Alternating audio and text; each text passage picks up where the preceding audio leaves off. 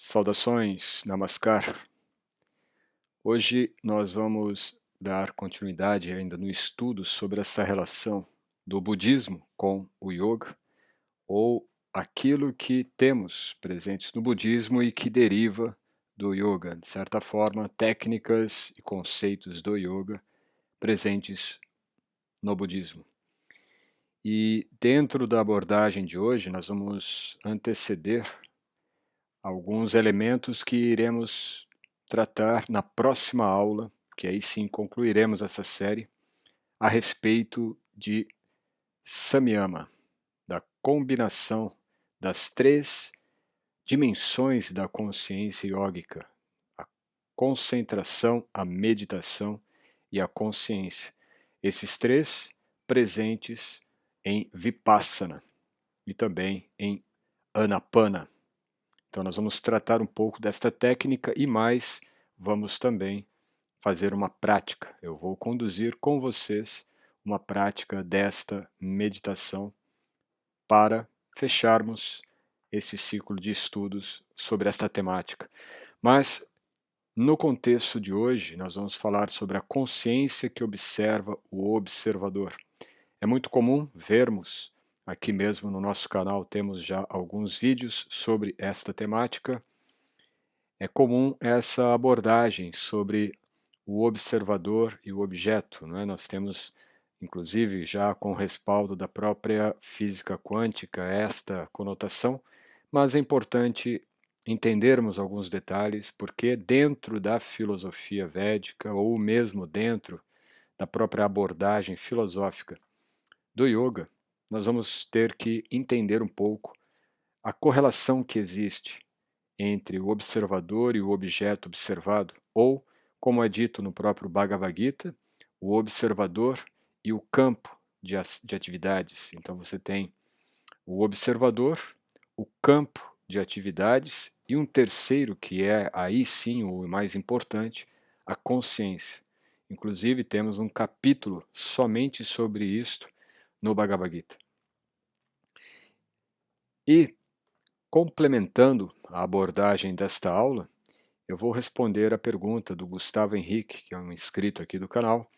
Ele deixou esse pedido, essa mensagem aqui em um dos nossos vídeos, tratando sobre esse tema.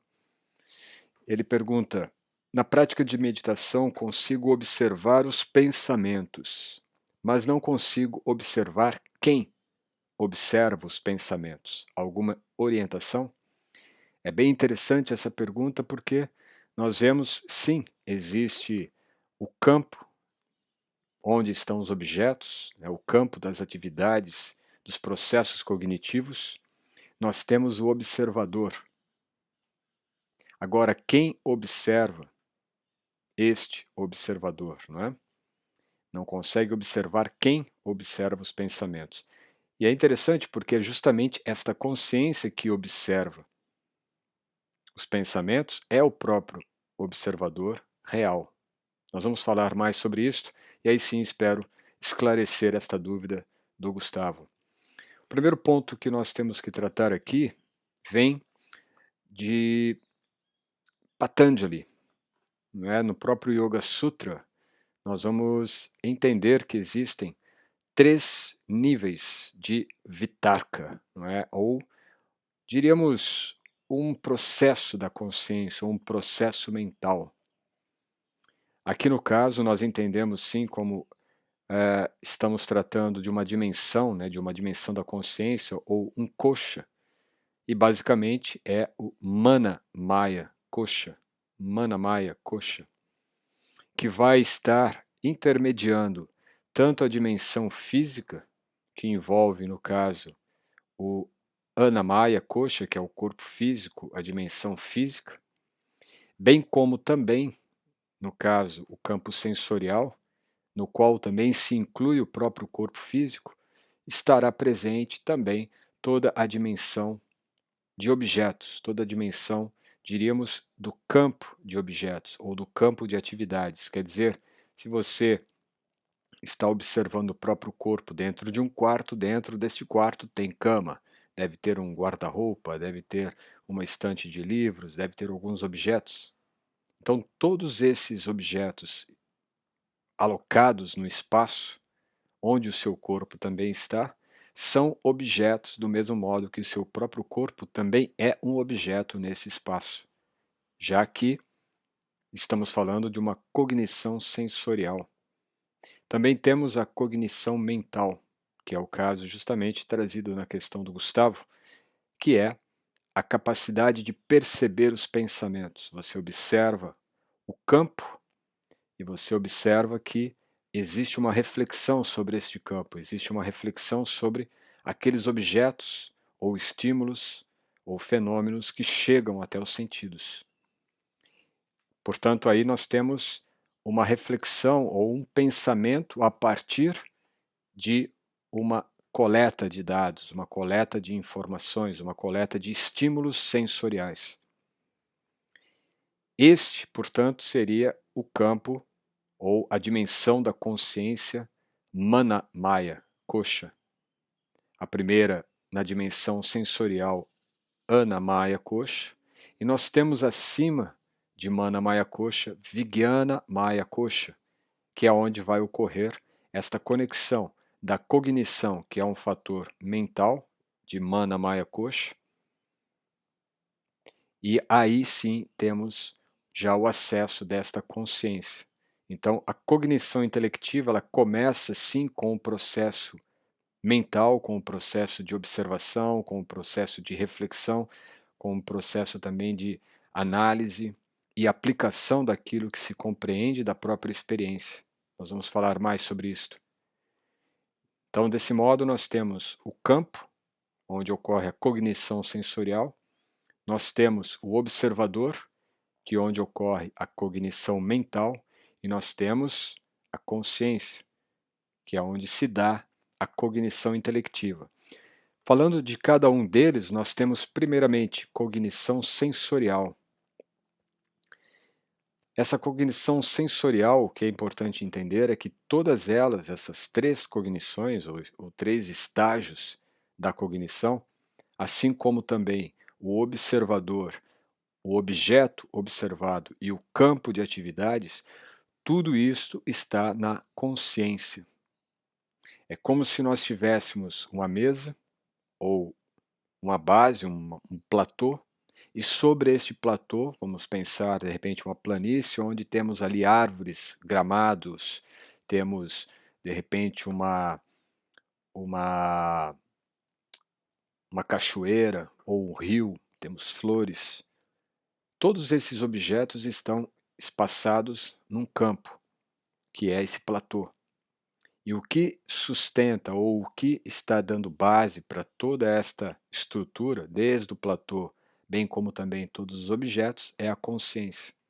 Então a consciência está na base e nessa ou sobre esta consciência nós temos o campo de atividades. No campo de atividades nós temos os objetos para a qual a nossa atenção estará então focada. E aí sim, ao estabelecer esta atenção, nós estabelecemos também o observador. Porém, o campo, os objetos e o observador, todos eles estão sobre a consciência. A consciência que embasa todos esses elementos. Dito isto, temos que entender então a cognição sensorial. Ela tem três níveis, podemos dizer, como sendo percepção sensorial externa. É basicamente o que eu comentei, de você estar, por exemplo, em contato com a natureza e você ouve o som de uma coruja. Você identifica esta ave, não é? Então você tem uma percepção sensorial externa. É fácil de entender. E é nesse campo o mais comum de nós tentarmos desenvolver a nossa atenção e também a nossa meditação. Meditamos sempre colocando a atenção em objetos externos para concentrar a atenção. Não é um erro, mas pode se tornar um obstáculo depois de um processo mais extenso, como nós vamos ver isto ainda. Depois da percepção sensorial, nós temos um outro nível de cognição sensorial. Estamos falando ainda a nível de atuação corpo-mente. corpo-mente, e sendo corpo, corpo sensorial ou campo sensorial. O corpo é que capta estes estímulos sensoriais que estão no campo de atividades ou no campo de exposição ou campo fenomenal. Então, nesse campo fenomenal, nós vamos ter sons, vamos ter formas, vamos ter aromas, vamos ter sabores, vamos ter também superfícies. E dentro desses diferentes fenômenos que ocorrem, dentro deste campo sensorial, nós temos a conexão com os nossos sentidos. Então, são 5 objetos dos sentidos ligados aos 5 objetos, ou melhor, aos 5 órgãos de percepção sensorial: ouvido, visão, tato, olfato, paladar, a língua, que é o próprio paladar. Então, aqui nós estamos falando, percepção sensorial externa é a relação do corpo com o campo. O corpo que percebe tudo o que ocorre no campo. E nós podemos estabelecer uma certa posição de observadores nesse nível, mas é um nível de observação ainda bastante preliminar, inicial. Depois disto ocorre o que foi colocado pelo Gustavo, né? Que é a observação interior da mente. A observação interior da mente. Agora nós estamos falando não somente corpo e mente, mas estamos falando mente e processos internos dela, baseados nos estímulos sensoriais. Então você vai ter uma observação da mente. Por exemplo, ouviu no campo sensorial a percepção sensorial externa, o som de uma coruja, o canto de uma coruja. A observação interior da mente vai detectar a imagem da coruja, mesmo que não veja a coruja. Até porque aqui a percepção sensorial externa poderia não só apenas pelo som do canto da coruja, poderia também estar vendo a coruja. Mas estamos supondo que você não viu a coruja, você apenas ouviu a coruja. E ao ouvir a coruja, você vai ter uma observação interior da mente. Não vai detectar no seu campo mental um porco, não é? Ou uma galinha. Aquele som você identifica como sendo de uma coruja. E, portanto, você tem agora uma observação interior da mente.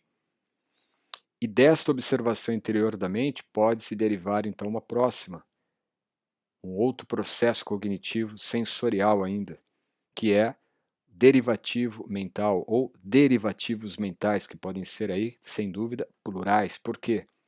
Podemos supor que você tenha medo de coruja, não é? A coruja seja uma ave que te dá medo, dá uma certa insegurança, um receio.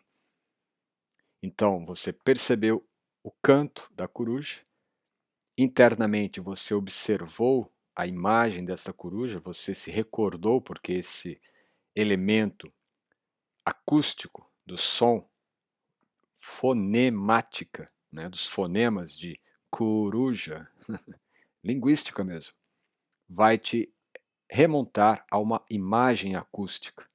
Você ouve o som e aquele som ele cria a imagem na sua mente. Observação interior da mente.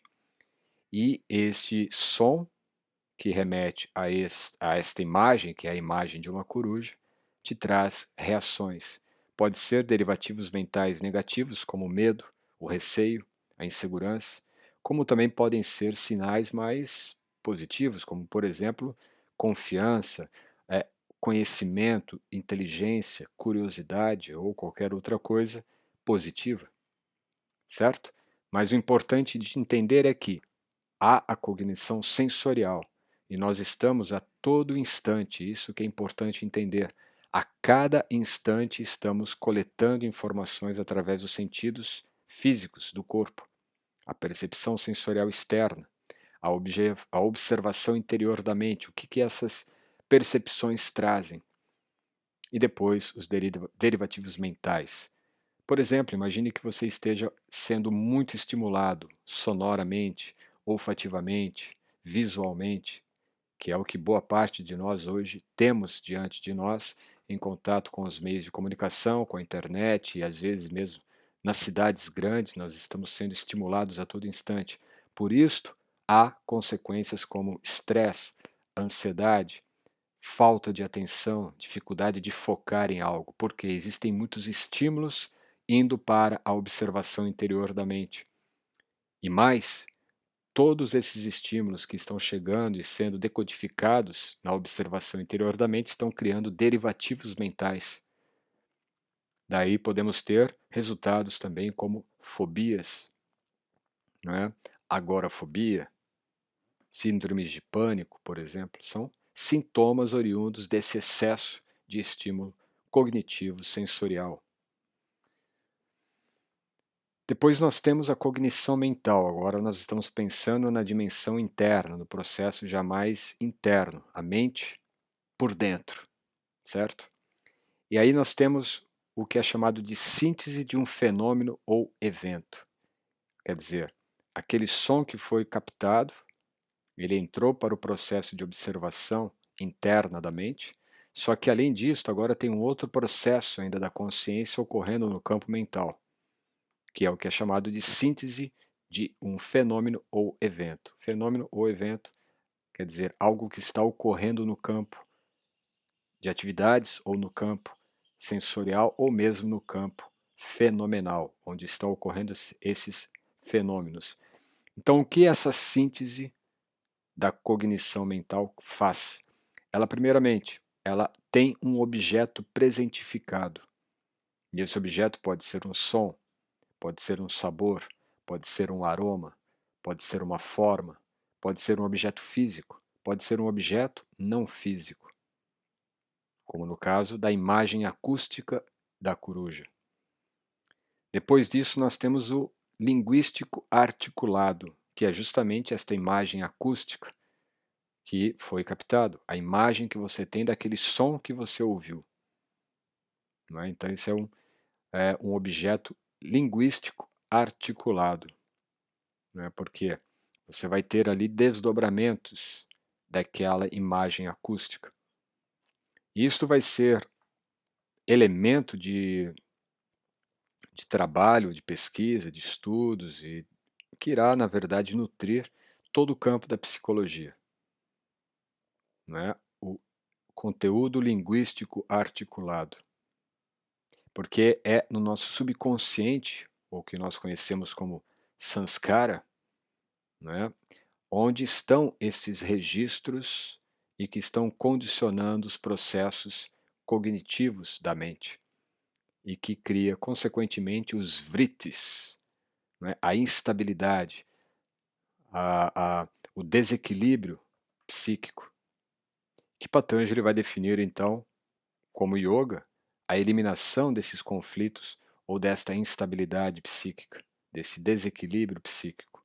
Yogas Chitta Vritti Nirodha, certo? Então, o trabalho do yoga, num nível já mais aprofundado, irá ocorrer no processo de cognição mental. E aí nós temos esses três elementos presentes dentro do objeto presentificado, que é um objeto que está presente na mente, e esse objeto pode ser ainda a nível de uma representação, não é?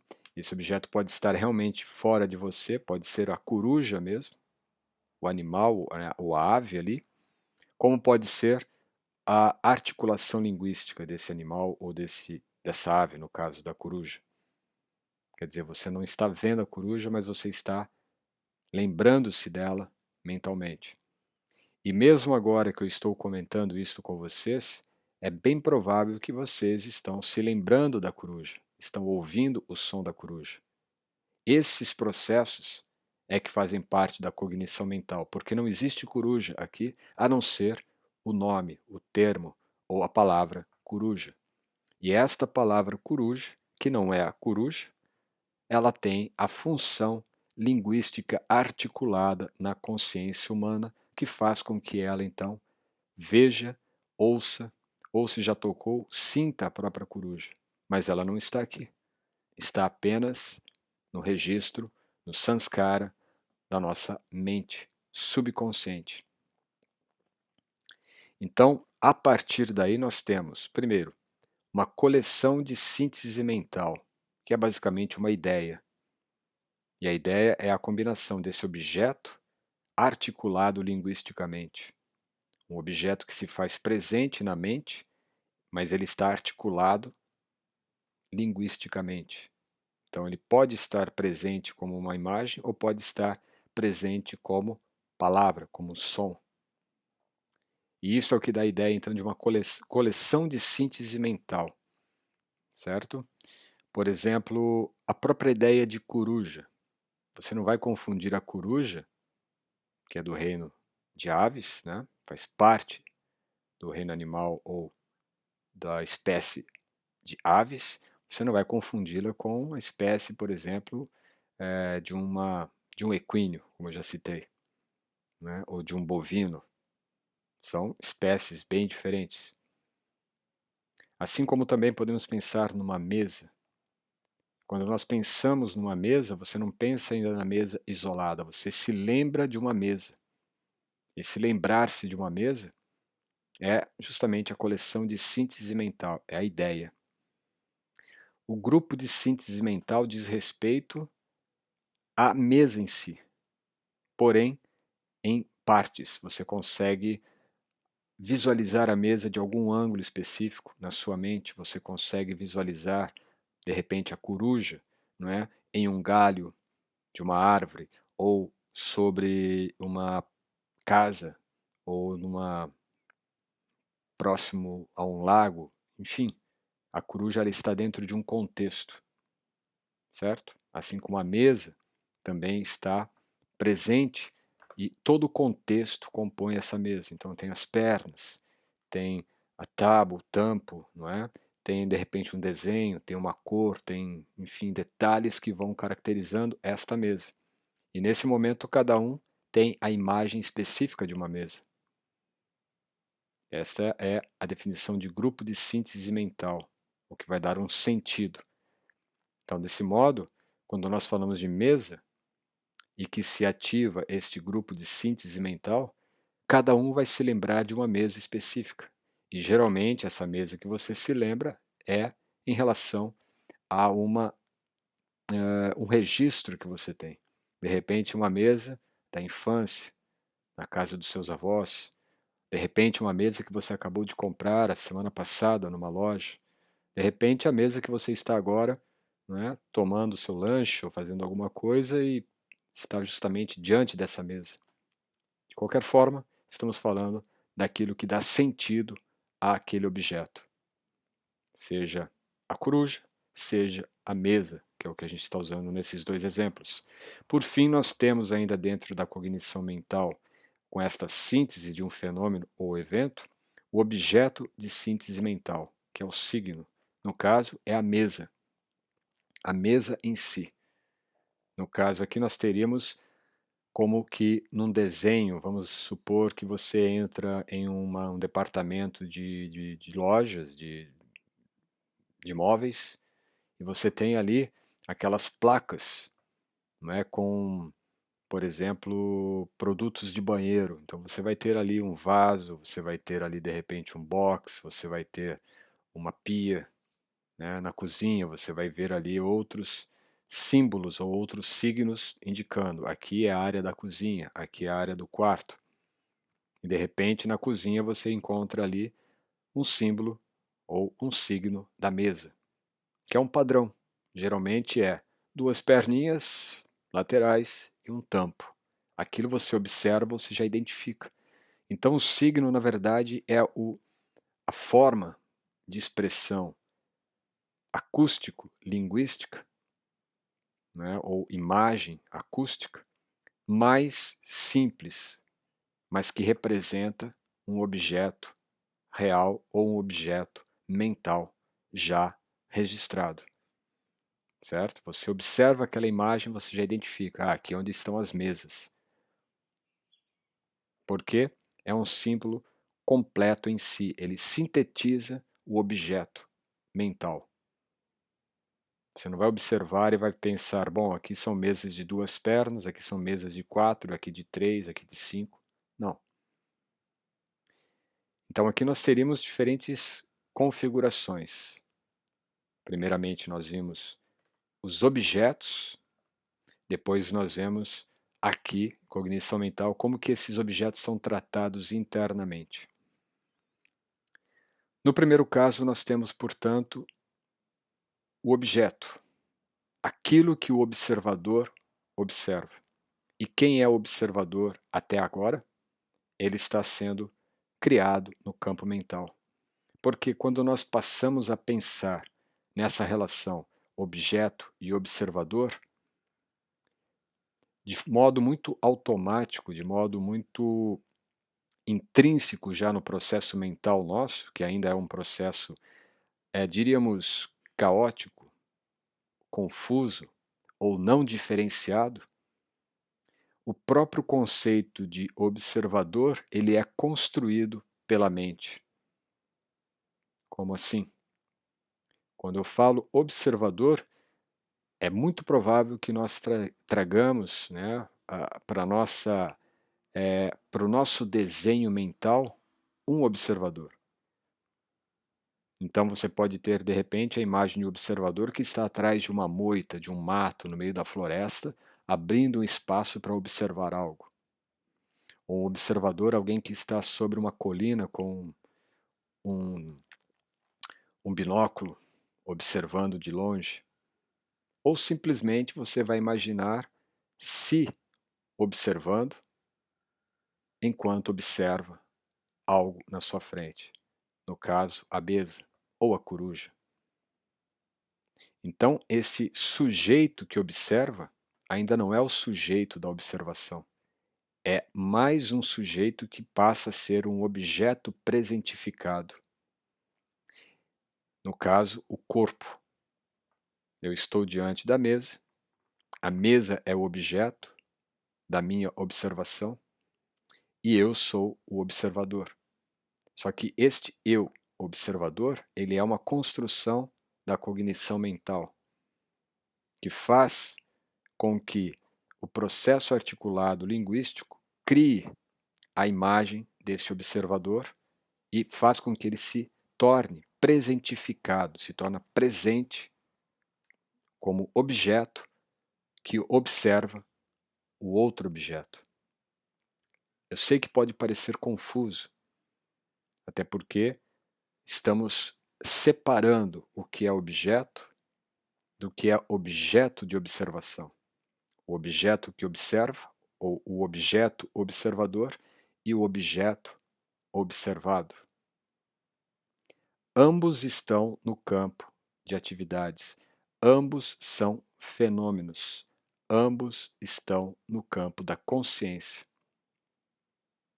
Então, o eu não é o observador e também não é o objeto. Mas, de certa forma, o eu é ambos, porque o eu é a consciência. É aí que entra o passo mais importante para se entender como eu observo aquele que observa, como eu observo aquele que observa os pensamentos. É vendo o próprio observador como uma construção linguística articulada e que se torna objeto presentificado para a observação. O que eu costumo dizer é que você tem o campo onde estão os estímulos e você tem o observador. E você é capaz então de fazer um zoom out, você se afasta deste observador e você vem para um campo mais profundo, não é? Então você tem os objetos diante e esses objetos estão sendo captados pelos olhos.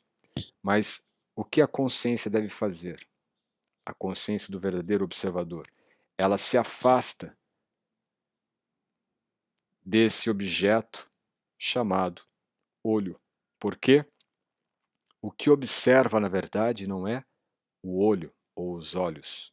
O que observa o objeto é a consciência. E ela observa fisicamente a forma daquele objeto através dos olhos. Ou ela observa aquele objeto através dos ouvidos, o som que aquele objeto emite, e ela identifica. Então, o ponto central para se entender essa distinção está em consciência.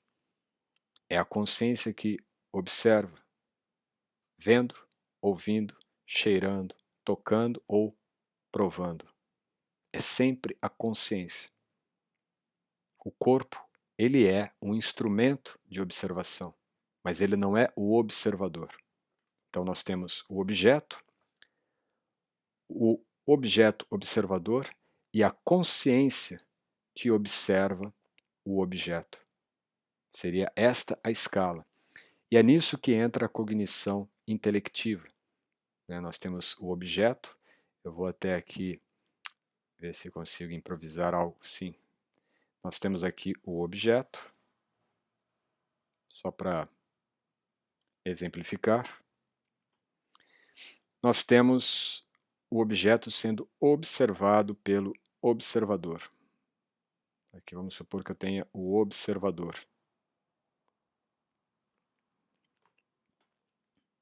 Não é?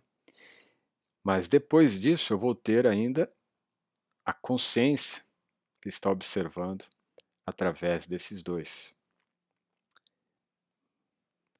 Então é a consciência o fator-chave. Deixa eu só colocar aqui para a gente poder exemplificar melhor. Aqui.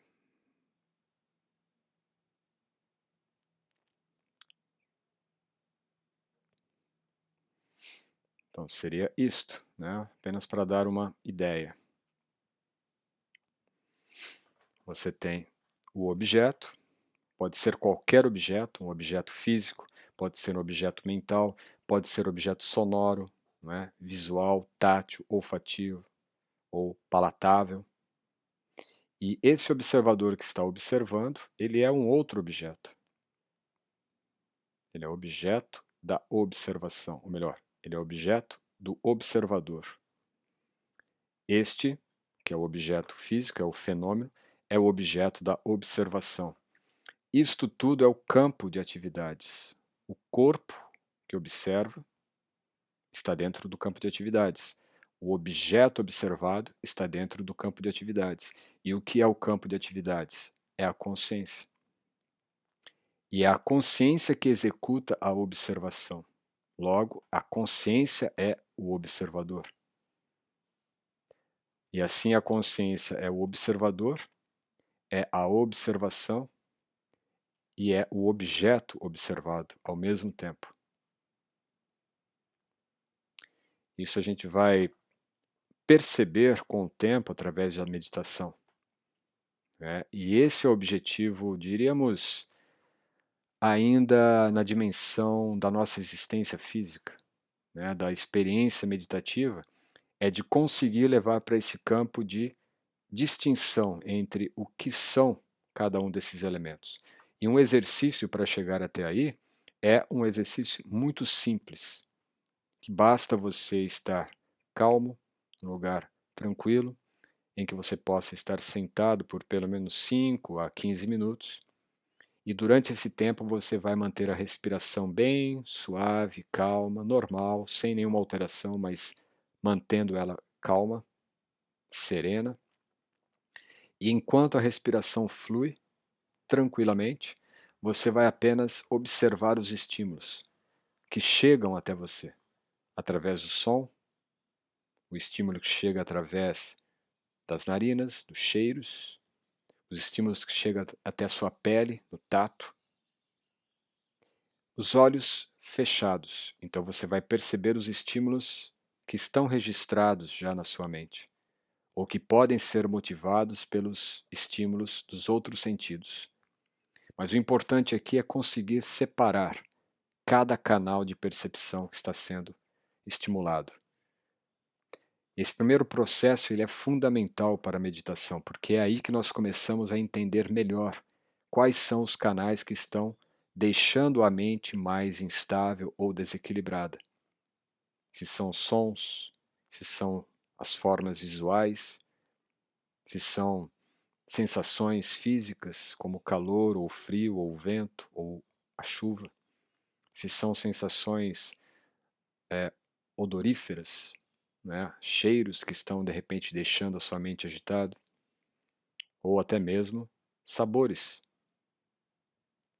Então, quando você consegue separar o campo sensorial, você vai para o outro estágio, que é de perceber a sua presença depois de ter separado os sentidos, é perceber a sua presença, primeiro física, quer dizer, o seu corpo, que está presentificado ali no campo. Depois, a respiração, que ela continua a fluir, independente da condição física do corpo, a respiração continua a fluir. E terceiro, os pensamentos. Observar os processos mentais que estão ocorrendo, os pensamentos que estão passando pela mente. E aí você tem então 3 níveis de consciência do seu ser, do seu eu. O nível mental, onde estão os pensamentos, o nível físico-energético, ou a respiração, e o nível físico-sensorial, o seu corpo. E depois, como sendo sensorial, ele está percebendo tudo que chega até ele. Então aqui a gente cria uma separação, não é? Diríamos um discernimento, né? Ou uma discriminação de cada elemento que está compondo o nosso ser presentificado.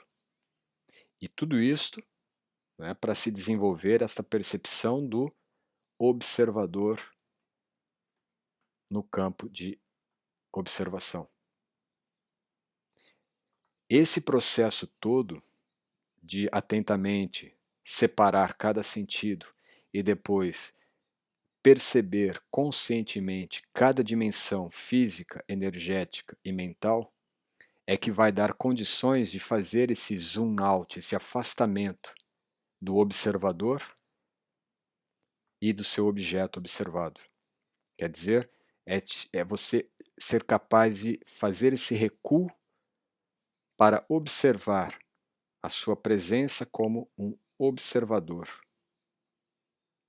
E aí sim você está observando o próprio corpo como objeto, porque tudo que está dentro desse campo da consciência, que é o campo de atividades, é, na verdade, objeto.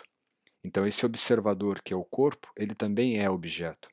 Os pensamentos que estão tentando decodificar aquilo que está observando também é objeto. Por fim, a única coisa que não será objeto em si, mas será, a partir dela, derivado como objeto, é a consciência. É a consciência que vai derivar o objeto de observação e o objeto que observa. E dessa forma, a consciência observa o objeto, executa a observação através do objeto observador. Então, temos aqui campo de observação, objeto observado e objeto observador. O que nós somos aí? Os três e ao mesmo tempo nenhum deles, porque nós somos a consciência. Dependendo do nível de observação ou do nível que nós nos colocamos, sim, nós vamos nos identificar com o observador.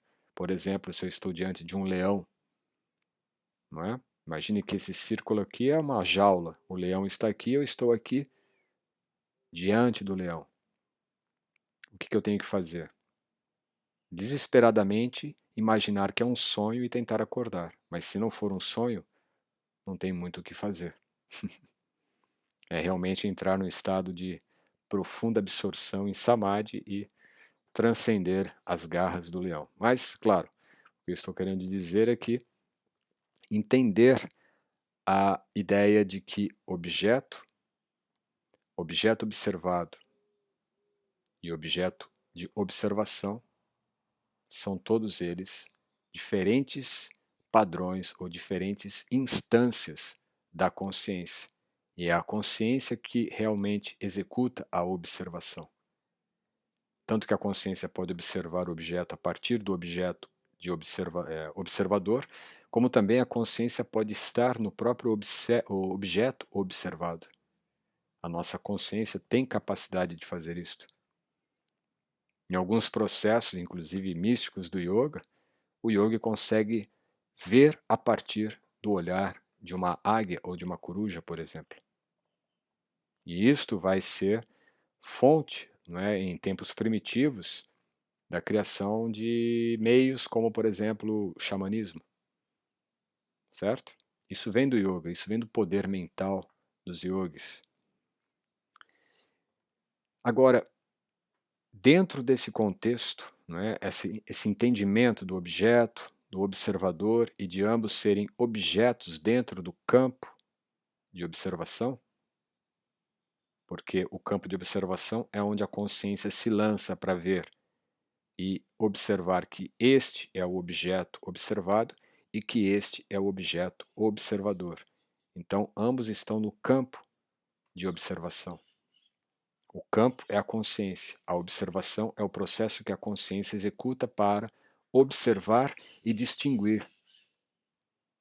Eis o problema: é não saber ou não entender que existe uma distinção.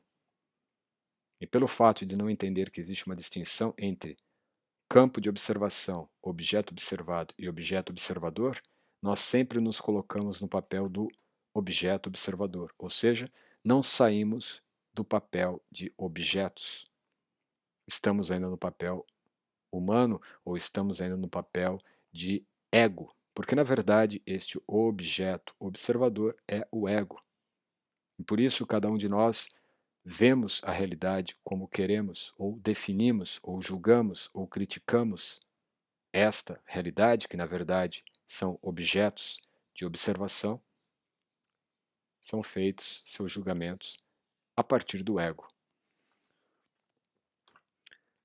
Desse modo, então, nós temos que entender o seguinte, que existe dentro desse campo de cognição intelectiva, estamos falando agora então de Vijnana Maya Kosha, né, a dimensão do entendimento, ou de Buddhi, do Buddhi no sentido de inteligência espiritual.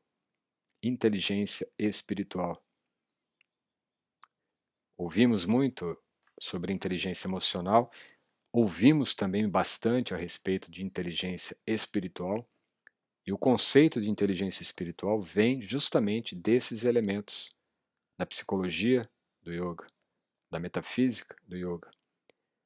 E ela não bebe, ela não se estrutura somente a partir do conhecimento védico ou do Vedanta, mas também de Nyaya, que é a lógica, principalmente da Nyaya, bem como também de Sankhya. São elementos do conhecimento ortodoxo dos Vedas, ou do conhecimento antigo, conhecimento ancestral, que estruturam as bases do yoga.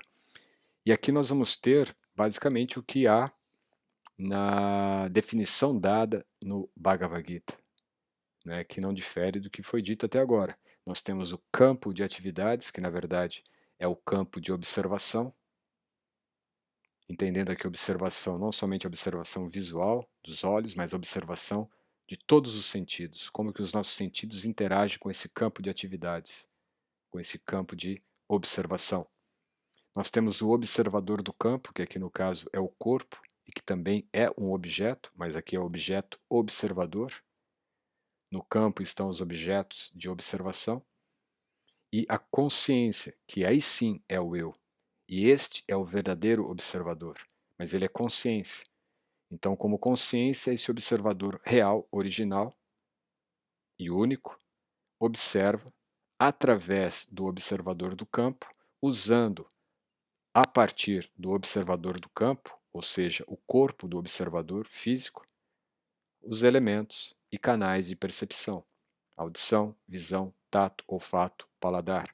E a partir desses sentidos, ele então observa esse objeto que está no campo de observação ou campo de atividades. Agora, se eu estou inconsciente, ou se eu não tenho consciência de que sou a consciência, eu vou sempre me identificar com o observador do campo.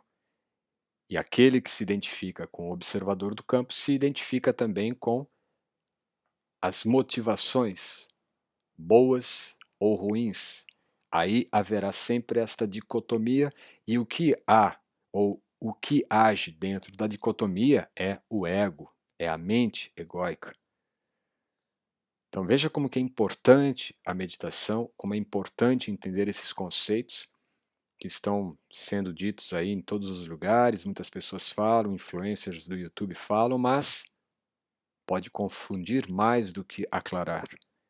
E aqui o objetivo não é este, o objetivo aqui é ajudar a aclarar. E com isto, né, nós temos alguns passos importantes. Eu já falei sobre esta prática de você diferenciar ou distinguir cada sentido, depois desenvolver essa percepção do seu ser a partir do físico, distinguir o físico do energético, distinguir o físico e o energético do mental. Para ajudar neste processo, é importante, não é, que na verdade o que esse processo faz e vai junto do que nós vamos ter na próxima aula com a condução meditativa, o conceito de Turiya, que é consciência pura.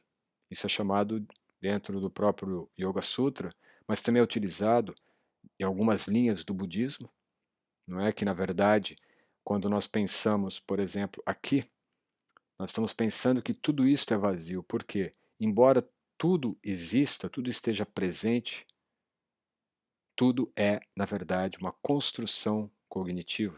Tudo é uma construção de energia, luz e som. Por isso o budismo define como vazio, porque a substância real não está ali. Como eu falei da coruja, você pode ouvir o canto da coruja. Você não viu a coruja. E você nem sabe se aquela coruja é real ou se de repente pode ser algum aplicativo que imita aves. Então, quando entra no conceito de Turiya, nós vamos ter no Bhagavad Gita o conceito de Vishuddha Sattva, que é o estado de consciência pura também. E mesmo dentro do budismo, quando nós pensamos em Nirvana, é o estabelecimento da consciência nesse estado de consciência pura, Turiya, que também corresponde. Não é? Nós vamos ter, por exemplo, outros conceitos como o reino divino, o reino de Deus, em outras tradições, tudo se referindo a esse estado. Então, para ajudar a alcançar essa distinção sensorial dos sentidos de percepção, depois distinguir também as dimensões de consciência física, energética e mental, o processo está aqui em você trabalhar estudos e inquisição. Então, você estuda e inquire. De quem? De mestres, de sábios, de professores, não é? No passado, isto era adquirido através do que é conhecido como rishis. Rishis são yogis, ou eram yogis, dedicados também, além da prática, também aos estudos, à meditação profunda, onde eles aplicavam esse processo de estudar, aplicar o que foi estudado para obter conhecimento e sabedoria. Então, era uma forma de você criar a sua própria vida dentro de um processo contínuo laboratorial. Laboratorial de labor, né? De fazer da sua vida o próprio processo de aprimoramento através do conhecimento, através dos estudos, através da inquisição. Certo? Isto é labor, isto é laborial ou um laboratório. A sua vida se torna um laboratório através do yoga. Então, basicamente, estudar e tentar aclarar, como o próprio Gustavo fez, assistiu à aula, ficou com dúvidas, buscou e a gente está tentando aclarar aqui. Depois, atuar a partir da compreensão. Aqui é importante porque não significa você tentar seguir à risca aquilo que está descrito, mas aplicar aquilo que você compreendeu, aquilo que você pôde compreender do que foi ensinado. Não haveria aí, no caso, certo ou errado. O que haveria, no caso, é a aplicação. O errado é não aplicar, o certo é aplicar. Porque com a própria aplicação, você começa a perceber o que pode estar errado. E aí você novamente volta para o estudo e inquisição. Então, por exemplo, nesta aula de hoje, você pode já aplicar alguns conceitos, pode aplicar já algumas práticas, como eu falei, distinção sensorial, distinção perceptiva, depois a distinção físico, energético, mental. Isso já é um exercício muito, muito profundo, mas que você pode colocar em prática para extrair daí a sua compreensão. E a terceira prática que pode ser aplicada aqui é respiração, pranayama.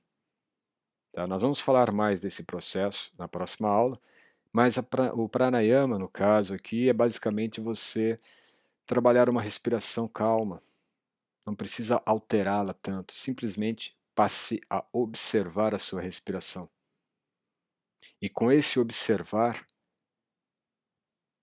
não intencional, fará com que você note a necessidade, às vezes, de reduzir um pouco o ritmo, não é? Deixá-la mais lenta, mais calma. Isso tudo vai sendo efetuado, vai sendo processado na sua própria aplicação, na sua própria prática. Então, Turiya, o alcance dessa consciência pura é pela prática. Estudo, aplicação, compreensão e serenidade. Então, os três estão ocorrendo ao mesmo tempo. Você não vai estudar com a consciência e respiração acelerada, certo? Então, estudo, aplicação e atenção. Esses três seriam, assim, os pilares para a gente poder executar todo dia. Todo dia estude um pouco. E não estou dizendo meramente livros, né? Mas estudar a vida, estudar a si, estudar o seu comportamento, estudar os seus pensamentos, estudar. E claro, isso vai exigir alguma leitura, vai exigir algum contexto específico de alguma aula, de algum conteúdo, e tudo isso virá. O importante é você acalmar, colocar atenção na respiração, começar a aplicar aquilo que você já compreendeu, aquilo que você já pôde entender e buscar cada vez mais estudos. Não são livros, não são cursos e mais cursos. Estudar um ponto de cada vez. Estudar um conceito de cada vez. Estudar uma abordagem mínima de cada vez. É assim que nós construímos, ao longo dos dias, semanas, meses e anos, o verdadeiro processo de autoconhecimento. Então, na próxima aula, nós vamos falar mais sobre isso, que aí sim vai ser a aula conclusiva, né? Sobre o tema dessa relação entre yoga e budismo. Essa aqui já é a quarta aula. Seria muito interessante, portanto, que você pudesse participar da quinta aula.